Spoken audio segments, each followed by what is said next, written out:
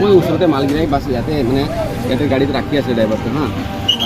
সি একদম মানে ষ্টপ আছিলে সি আহি পেলাই ডাইৰেক্ট মাৰি দিছে গাড়ীটো কোন আছিলে গাড়ীটো ড্ৰাইভাৰ আছিলে ড্ৰাইভাৰ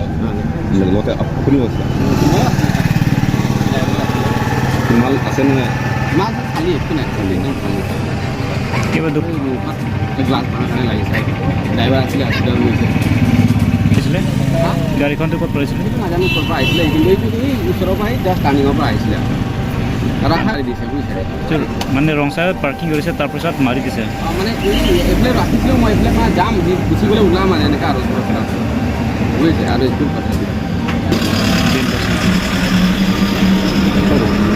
মহেশ কুমাৰ চৌহান ড্ৰাইভাৰ নামটো বাবু কোচ